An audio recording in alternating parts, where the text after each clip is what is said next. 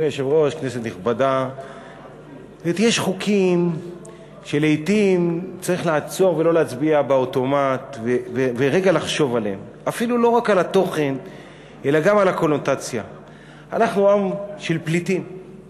רבים מאיתנו באו ממשפחות שנאלצו לעזוב את המדינות שבהם הם גרו, ולא פעם גם השאירו שם רכוש, יש פה בארץ פליטים, וצריך להתמודד עם הבעיה. זה לא שאני חושב שזו לא בעיה.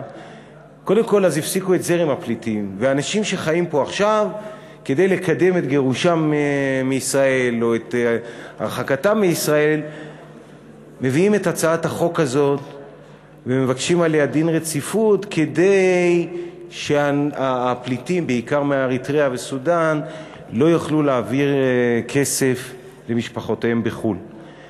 ואני חושב שצריך להתמודד עם הבעיה, אבל יש דרכים נוספות.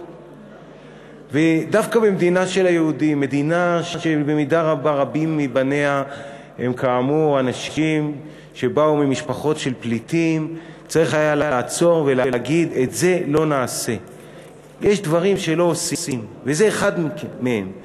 ואני חושב שהממשלה צריכה לעצור ולחשוב שוב, ולהגיד לעצמה, די, בואו ננסה להתמודד עם הבעיה בדרכים אחרות, ולא להגיד שפליטים שמרוויחים את כספם פה בעבודת עמל וזיעה קשה, לא יוכלו להעביר את הכסף הזה למשפחותיהם, וזה תחשב עבירה על חוק להלבנת הון. זאת אומרת, יש גבול לציניות, יש גבול לקואליציה, אופוזיציה, יש חוקים שמכתימים את ספר החוקים שלנו, וזה אחד מהם, ואני מבקש מהממשלה לשוב ולשקול את העניין, למשוך את ההצעה ולא להכתים כאמור את ספר החוקים. תודה רבה.